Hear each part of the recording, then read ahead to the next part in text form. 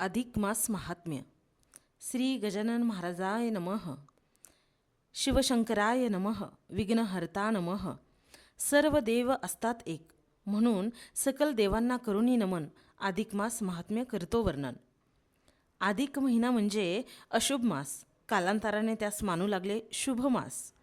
शुभ मास मानण्यामागे घडले कारण खास, त्यामुळे या मागील बदलाला जनमानस. सौर वर्षाच्या कालगणनेत 11 दिवस फरक असतो, म्हणून तर दर 3 वर्षांनी एक महिना जादा येतो, म्हणून तो अधिक महिना दिसू लागला. पुरुषोत्तम मास, मल मास, धोंडा मास अशा अनेक नावाने प्रसिद्धीस आला. मलमास म्हणजे अशुभ म्हणून वाळीत टाकला. नंतर पुण्यकर्माने आनंदित होऊन पुनीत झाला. पुनीत होण्यासाठी खूप कष्ट सोसले. अचानक त्याने वैकुंठ सदन गाठले. श्री विष्णूच्या चरणी ठेवूनी माथा, गायली आपुली सर्व करुण गाथा. त्याच्यासाठी आली विष्णूला दया, यावरी उपाय एकच आहे श्रीकृष्णाची माया. मलमासात संगे घेऊन गेले गोलोकी नारायण. श्रीकृष्णाचे चरण धरून उभा राहिला हात जोडून. कृपादृष्टी ठेवा मजवरी तुम्ही चक्रधारी. दीनवाणी ऐकून त्याची त्याला दिला धीर. चिंता तुझी होईल दूर, आजपासून बदलेल तकदीर. अशुभ नावाचा कलंक होईल दूर, पुरुषोत्तम होशील जरूर. 12 महिन्याहूनही श्रेष्ठ महत्त्व तुझे ठरेल वरिष्ठ. ज्यांनी दिला तुला नकार, तेच करतील तुझा स्वीकार. जसा आहे चातुर्मास, तसा आहे पुरुषोत्तम मास. पुण्यकर्माचे करा आचरण, त्यामुळे शुद्ध होईल अंतकरण. तीर्थक्षेत्री करावे स्नान, यथाशक्ती द्यावे दान. जमेल तेवढे द्यावे अन्नदान, करावे भक्तिभावानं. इतर व्रतवैकल्य देतात एक एक फळ, अधिक मास व्रत देते फळे सफळ. वनवासात पांडवांनी श्रीकृष्ण धावा केला.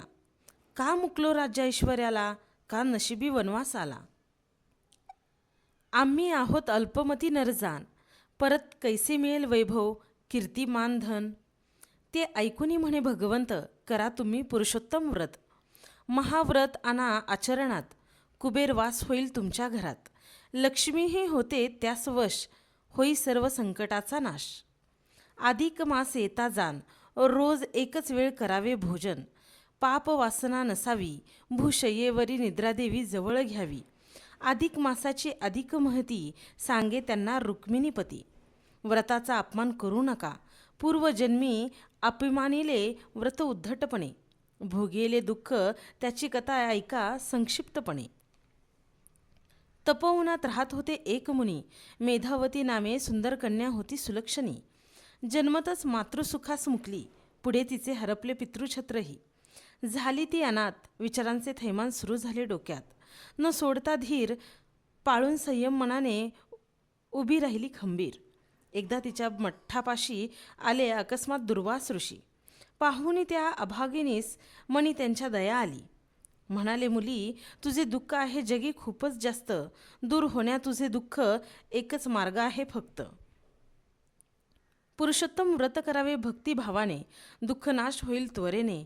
मेधाला ते नाही पटले, चेष्टा करून हसण्यावारी नेली. ऋषींनी तिला 5 वेळा समजावले, करून बघ तू पुरुषोत्तम व्रत. मी आहे सच्ची शिवभक्त, मला नको तुमचे कोणतेही व्रत. जमदग्नी समान ऋषी झाले क्रोधित आणि केले तिला शापित. अभिमानिले तू व्रतासी, भोगशील तू घोर परिणाम. पश्चाताप तिला झाला, पुढे घोर तप केले. कैलासपती प्रकट झाले, काय हवे माग म्हणाले. बलशाली शूर वीर राजबिंडा देखना सधर्मी, असा पंचगुणी पती मज मिळावा हीच आहे मागणी. शिव म्हणे, पंचगुणी पती इहलोकी असणे अशक्य, तरी 5 गुणांचे 5 पती देणे आहे शक्य. मेधा म्हणाली महादेवाला, 5 पतीची होता पत्नी, हसे होईल माझे या जगती. म्हणणे देवा मला अन्य वर द्यावा हो मला. शिवशंभू बोलले तिला, ऋषींना तू हसलीच 5 वेळा, तरीही माझी सत्य ठरेल वाणी, पुढच्या वेळी होशील राणी. करशील पुरुषोत्तम व्रत मनापासून, पुढच्या वेळी होशील राणी. भोलेनाथांची वाणी खरी ठरली. मेधा द्रौपदी रूपाने जन्माला आली. 5 पतींची पत्नी झाली.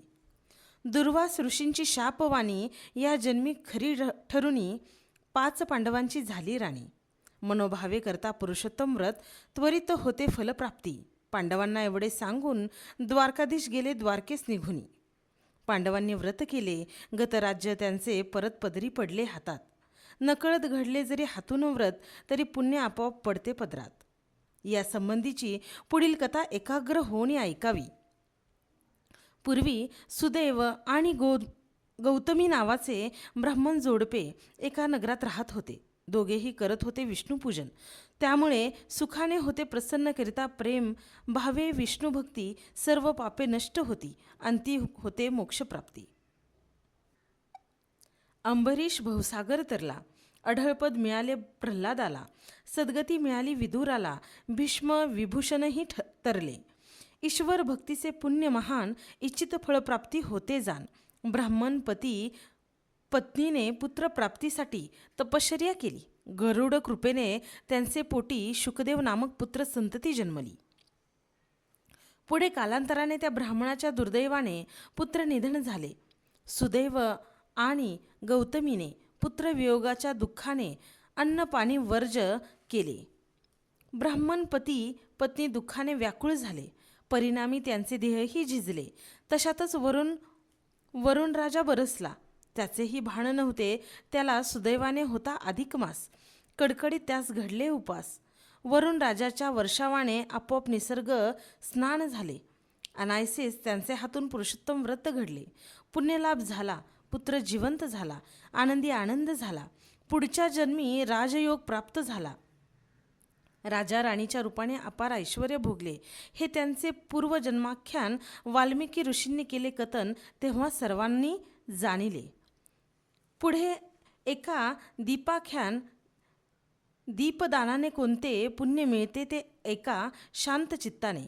अजब नामे नगरीत मणिग्रीव आपल्या पत्नीसोबत गरिबीत कसा बसा राहत होता.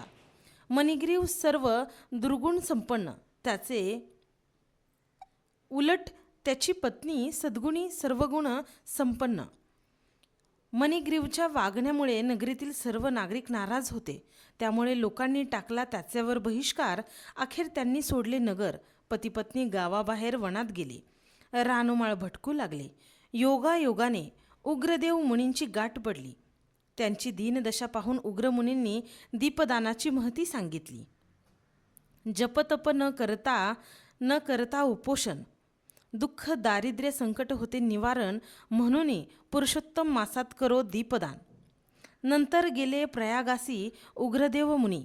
नंतर मणिग्रीव पतिपत्नींनी अधिक मास येता क्षणी मुनिवर्यांवर विश्वास ठेवून भावपूर्ण व्रतस्थ राहून आपल्या पर्णकुटीमध्ये दीप लावले. त्याचे पुण्य सत्वर मिळाले. विष्णू लोकी स्थान मिळाले. पुढच्या जन्मी त्यांना राजवैभव मिळाले. चित्रबाहू राजा आणि चंद्रकला राणी या नावरूपाने उदयास आले. अगस्ती मुनींनी सांगितली ही कथा. आणखी एक कथा ऐका. कर्दम नामे ब्राह्मणाची एका पुरुषोत्तम व्रतामुळे उजळली भाग्यरेखा. लालची हावरट होता तो ब्राह्मण. नित्य करी असत्य भाषण. लोभी हावरटपणामुळे पापाचा घडा भरला. शूद्र वानराचा जन्म मिळाला.